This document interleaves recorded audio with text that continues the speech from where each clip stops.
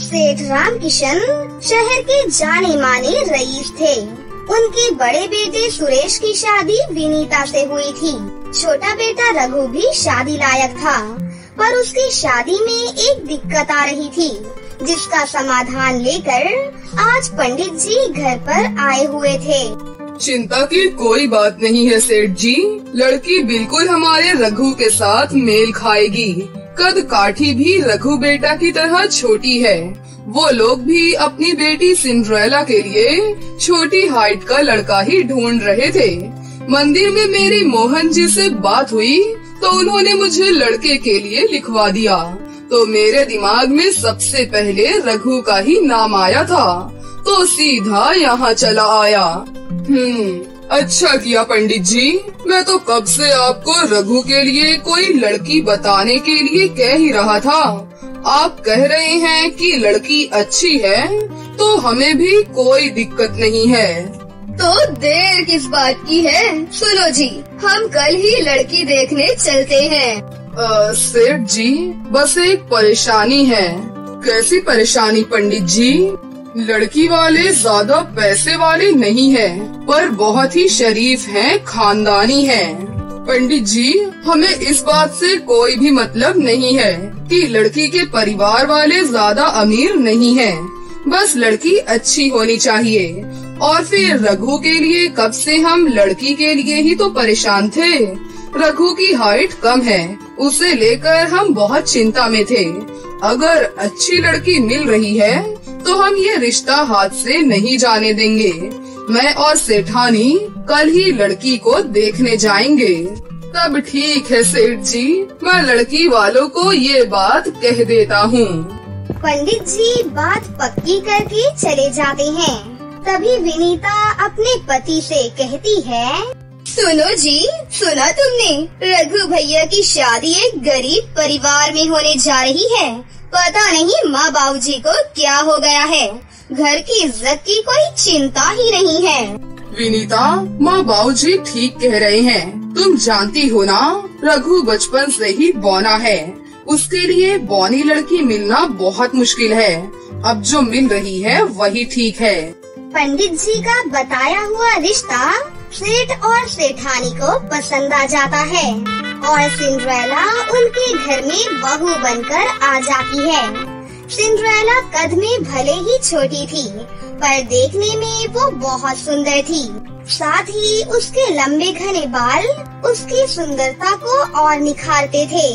रघु और सिंड्रेला एक दूसरे का साथ पाकर बहुत खुश थे। माँ, बाबूजी, मैं सिंड्रेला को अपनी कपड़ा मिल दिखाने ले जा रहा था। हाँ बेटा, जरूर जाओ।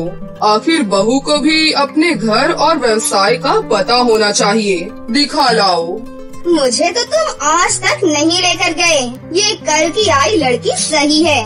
देवर जी उसे अपनी कपड़ा मिल दिखाने ले जा रहे हैं। विनीता, मैंने तुम्हें कितनी बार तो बोला है, तुम खुद ही टाल देती हो। सिंड्रेला बहू, तुम्हारे बाल सचमुच बहुत सुंदर हैं, जो तुम्हारी सुंदरता को चार चांद लगाते हैं। सच में तुम्हारे आ जाने से ऐसा लगता है जैसे घर में रौनक आ गई है। बहू, वो पीली वाली साड़ी पहनना, वो तुम पर बहुत अच्छी लगेगी। मैंने तुम्हारे लिए खास दुकानदार से मंगवाई है। और ये लो सोने का सेट, उस साड़ी के साथ बहुत अच्छा लगेगा। पहली बार हमारी फैक्ट्री जा रही हो तो सब लोग मिलते हैं। आखिर उन्हें भी तो पता चले कि हमारी नई बहू हम लाखों में एक ढूंढ कर लाए हैं। थैंक यू माँ ji, thank you so much. Cinderella को सबके साथ घर में घुलता मिलता देखकर विनीता उससे जलने लगती है। इस सिंड्रेला का तो कुछ करना ही होगा। ये बॉनी बहुत तेज है। अगर मैं इसके बाल खराब कर दूं, तो ये बिल्कुल भी सुंदर नहीं रहेगी। हाँ, मैं इसके बाल खराब कर दूंगी। फिर क्या था, एक शाम जब सिंड्रेला सो रही थी, तो चोरी से विनीता ने उसके बालों में एक ऐसा पदार्थ लगा दिया जिससे सिंड्रेला के बाल आपस में चिपक गए। और किसी भी इलाज, किसी भी शैम्पू से वो बाल ठीक नहीं हुए। आखिर में सिंड्रेला को अपने सारे बाल उतरवाने पड़े। माँ जी, मेरे बाल बहुत सुंदर थे, पता नहीं मेरे बालों में वो चिपकन कैसे लग गई, जिससे मेरे सारे बाल चिपक गए और वो ठीक ही नहीं हुए। मैं कब तक ऐसे रहूंगी? मन छोटा मत करो बहू, कुछ दिनों में तुम्हारे बाल दोबारा लौट आएंगे, थोड़ा समय लगेगा। जितनी मर्जी कोशिश कर ले, तेरे बाल कभी भी वापस नहीं आएंगे। फिर विनीता की बात सच हुई। जैसा विनीता ने सोचा था बिल्कुल वैसा ही हुआ। सिंड्रेला के बाल वापस नहीं आ रहे थे। एक दिन सिंड्रेला परेशानी की हालत में अपने घर की छत पर बैठी थी। सिंड्रेला को चिड़ियों से बातें करना बहुत अच्छा लगता था। वो उन्हें रोजाना दाना पानी डाला करती थी। उन्हीं में से एक चिड़िया सिंड्रेला से बोली, सिंड्रेला दीदी, क्या बात है? हम कुछ दिनों से देख रहे हैं कि तुम बहुत उदास हो। अरे, तुम तो इंसानी भाषा बोलती हो। हाँ सिंड्रेला दीदी, हम सभी चिड़िया इंसानी भाषा बोल लेती हैं, पर हम ये सच्चाई किसी को भी नहीं बताते, नहीं तो हमें सब पकड़ लेंगे। तुम अच्छी हो, इसीलिए मैंने तुमसे इंसानी भाषा में बात की। दीदी, मुझे बताओ, तुम इतनी उदास क्यों हो? शायद तुम्हारी परेशानी हम दूर कर सकें। मेरे बाल बहुत सुंदर थे, पर ना जाने कैसे किसी पदार्थ से चिपक गए और उन्हें कटवाना पड़ा। अब वो वापस ही नहीं आ रहे हैं। मैं गंजी हो गई हूँ। मैं अपने इस रूप के साथ बाहर कैसे जाऊँ? बस इतनी सी बात। तुम अपनी आंखें बंद करो और फिर देखो मेरा जादू।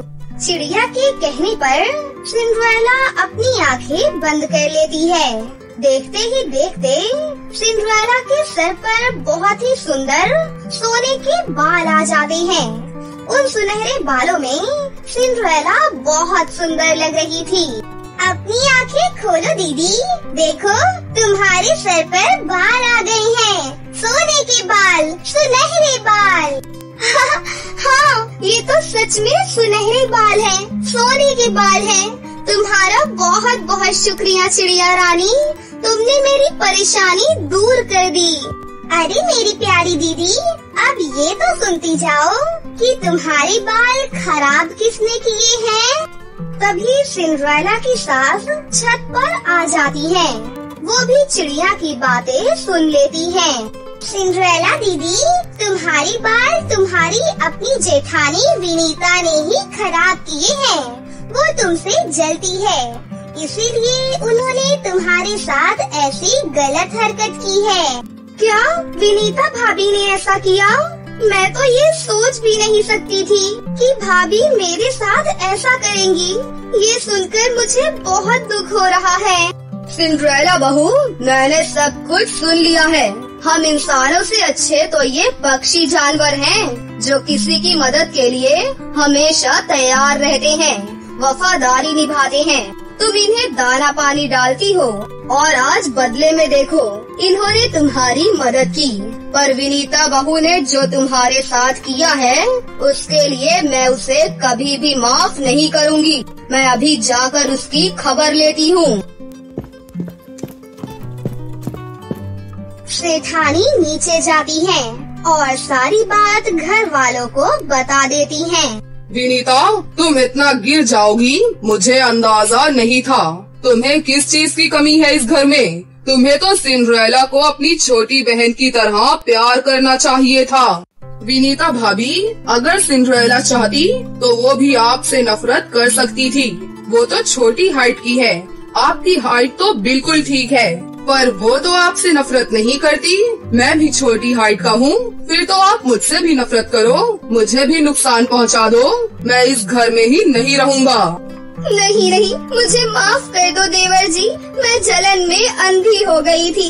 ये घर छोड़कर मत जाओ, नहीं तो मैं अपने आप को कभी भी माफ नहीं कर सकूंगी। मुझे माफ कर दो सिंड्रेला, मुझसे बहुत बड़ी गलती हो गई। विनीता सभी घर वालों से माफी मांगती है। सिंड्रेला के कहने पर सभी घर वाले उसे माफ कर देते हैं। उस दिन के बाद से सिंड्रेला सोने के बालों वाली बहू बन जाती है। उसके बालों को जो भी देखता उसकी बहुत तारीफ करता। सिंड्रेला बहुत खुश थी कि उसके बाल फिर से लौट आए थे। कहते हैं ना कि व्यक्ति को उसके अच्छे कर्मों का फल अवश्य मिलता है। जैसे सिंड्रेला को उसकी दयालुता का फल चिड़िया रानी ने दिया। एक बार की बात है, किसी गांव में इशिका नाम की एक लड़की रहती थी जो अनाथ थी। उसका इस दुनिया में कोई भी नहीं था। एक दिन वो मछली पकड़ने के लिए तालाब पर चली जाती है तो वहाँ उसे एक जल परी दिखाई देती है जिसे किसी ने कैद कर रखा होता है।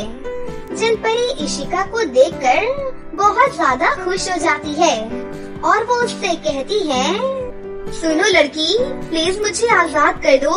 यहाँ मुझे कुछ लोगों ने कैद कर लिया है और वो लोग थोड़ी ही देर बाद आकर मुझे मार देंगे, तो मुझे इस जाल से आजाद कर दो। इशिका से जल परी की ये हालत देखी नहीं जाती और वो उस पिंजरे का ताला तोड़कर उस जल परी को आजाद कर देती है और वहाँ तालाब में उसे छोड़ देती है।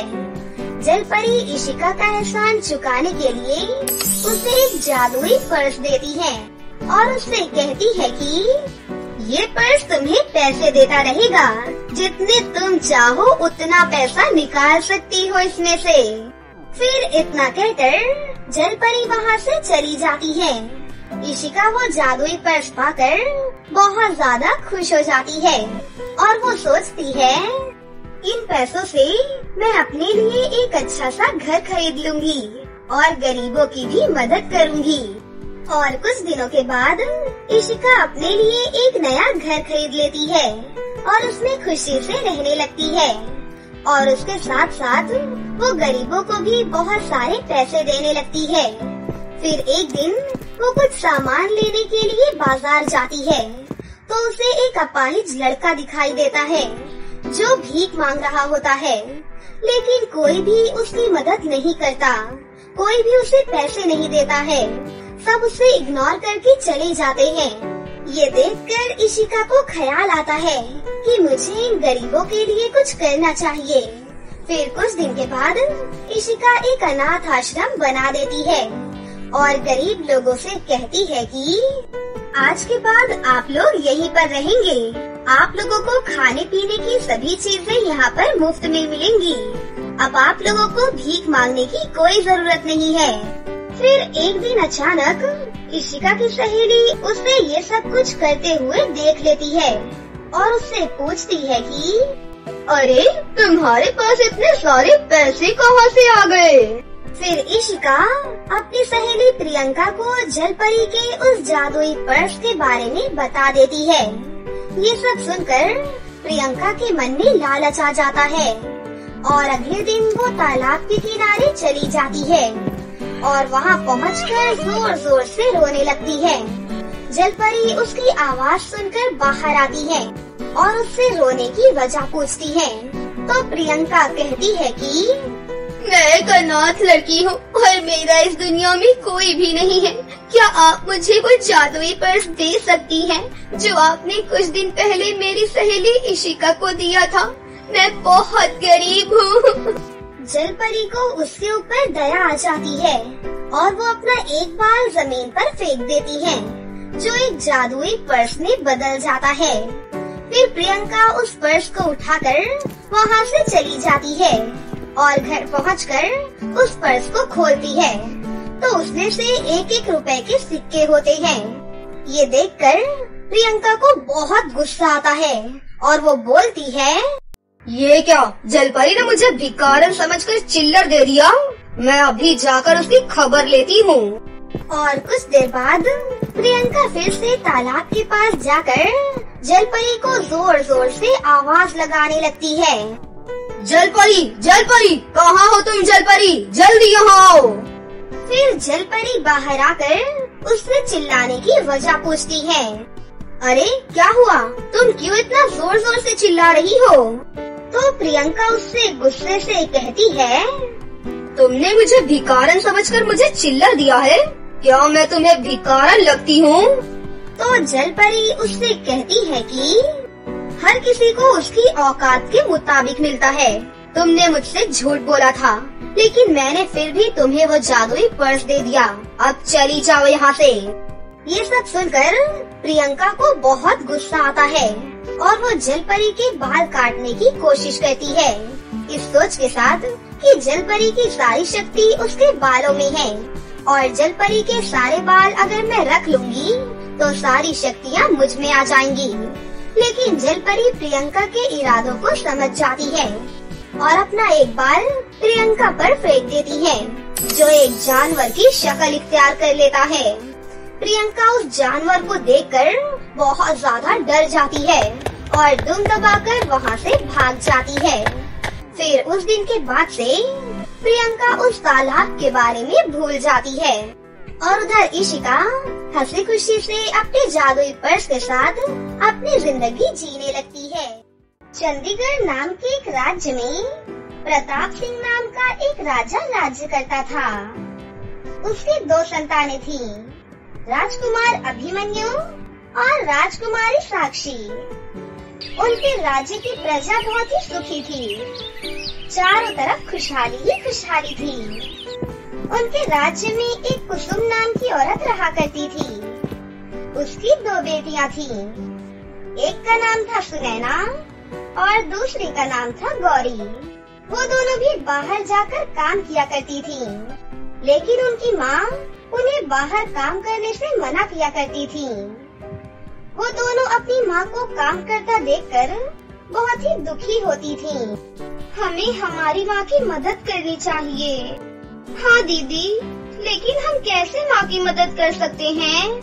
अरे गौरी, पिछले साल मैंने जिस जादूगरनी के यहाँ काम किया था, उसने मुझे एक वरदान दिया था कि मैं एक बड़े फूल के पेड़ में बदल सकती हूँ।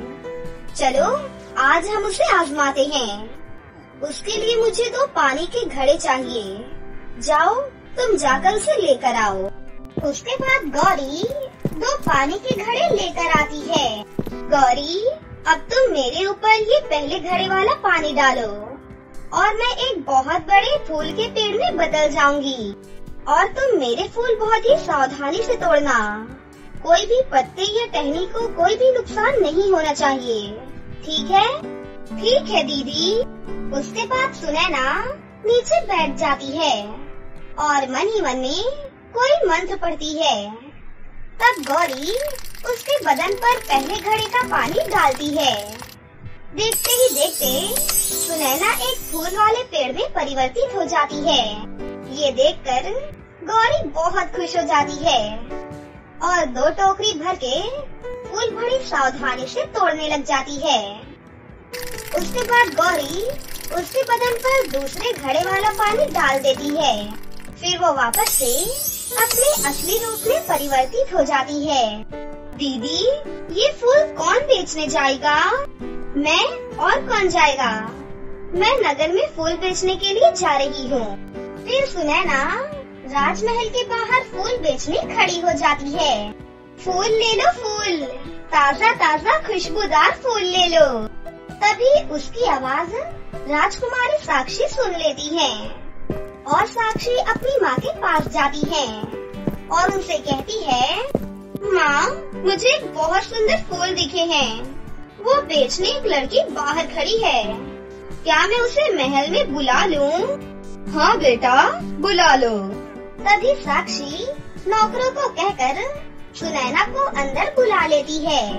नमस्ते महारानी जी, आपने मुझे बुलाया? हाँ, हमने बुलाया है आपको। जी महारानी जी, क्या सेवा कर सकती हूँ मैं आपकी? ये फूल बहुत ही पसंद है राजकुमारी साक्षी को। इसके कितने पैसे लोगी? मैं क्या बोलूँ, हम गरीब लोग हैं महारानी जी। आप जितना भी दोगी मैं उतना ले लूंगी। ठीक है। रानी वो फूल की टोकरी ले लेती है और एक सोने के सिक्कों से भरी हुई पोटली सुनैना को दे देती है। फिर सुनैना वहाँ से चली जाती है। अब सुनैना भी सोने के सिक्के के मिलने की वजह से बहुत ही खुश है। गौरी भी ये देखकर खुश हो जाती है। अब दोनों प्रतिदिन फूल निकाला करती थीं और उन्हें बाजार में जाकर बेचा करती थीं। राजकुमारी साक्षी भी लगभग हर रोज ही वो फूल खरीदा करती थी। ये फूल हर रोज कौन लाता है? ऐसे फूल तो मैंने कभी नहीं देखे। मुझे इन फूलों का पेड़ देखना है। राजकुमार जी, हमारे यहाँ ये फूल एक लड़की लेकर आती है। मुझे पता नहीं कि वो फूल कहाँ से लाती है, मगर हाँ, उसके घर का मुझे पता है। इन सुंदर फूलों का पेड़ तो देखना ही चाहिए। अब राजकुमार घोड़े पर सवार होकर सुनैना के घर पहुंच जाता है। तभी राजकुमार देखता है कि सुनैना और गौरी अपने बगीचे में जाती हैं और सुनैना और गौरी रोज की तरह अपने काम में लग जाती हैं। अंत में वो अपने असली रूप में वापस आ जाती है। राजकुमार ये सब कुछ देख लेता है और सुनैना की सुंदरता पर फिदा हो जाता है। वो राजमहल आकर अपने पिता से कहता है, पिताजी, आज मैंने एक लड़की को देखा है और वो लड़की मुझे बहुत पसंद आई है। आपको कोई लड़की पसंद आई है, यानी वो काबिले तारीफ होगी। हम कल ही उसके घर वालों से बात करेंगे। आपका बहुत बहुत धन्यवाद पिताजी। अब महाराज अपने सैनिकों को बुलाकर उसकी माँ को महल आने के लिए बोलते हैं और सैनिक कुसुम के घर जाकर राजा का बुलावा बोलते हैं। गौरी, सुनैना, जल्दी से बाहर आओ।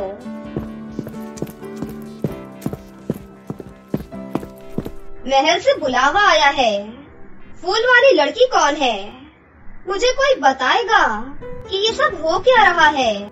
तभी गौरी और सुनैना अपनी माँ को उनका फूल बेचने का किस्सा बताती हैं। ये सुनकर उनकी माँ बहुत दुखी हो जाती है और अगले दिन क्या होगा इस चिंता में डूब जाती है।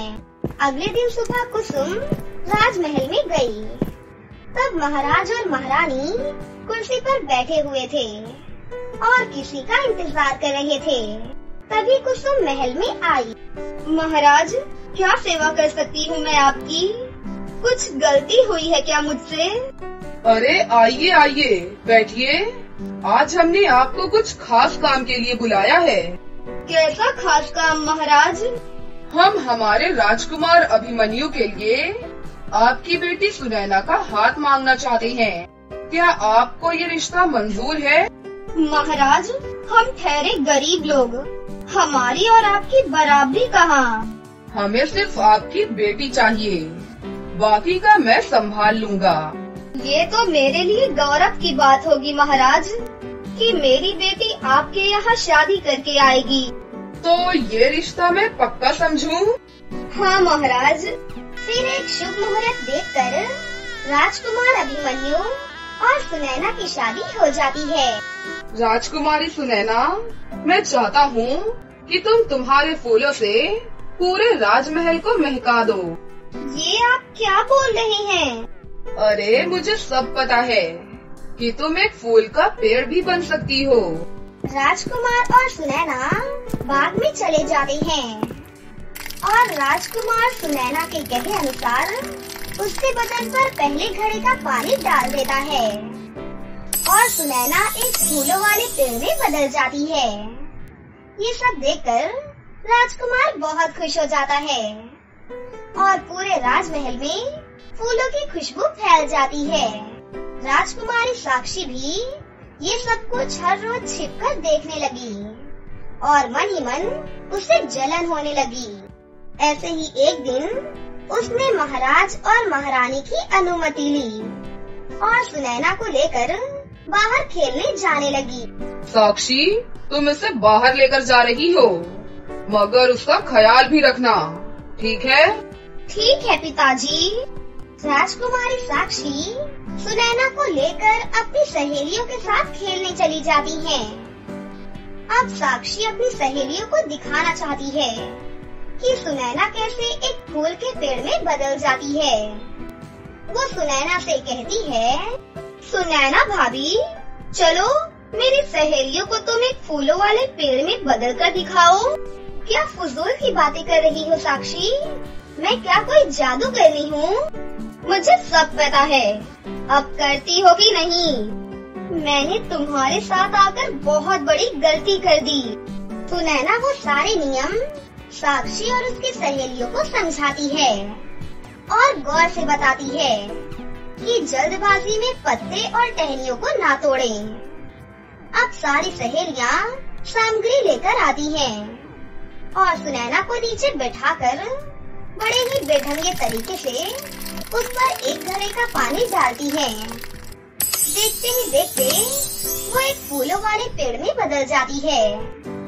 अब सारी सहेलियाँ बहुत ही खुश हो जाती हैं और सभी लड़कियाँ बहुत ही बदतमीजी से, कोई उस पेड़ के फूल तोड़ता है तो कोई टहनी के तोड़ने से सुनैना को बहुत ही दर्द हो रहा था, लेकिन वो कुछ भी नहीं कर सकती थी जब तक कि उसके ऊपर दूसरे पानी का घड़ा न डाला जाए।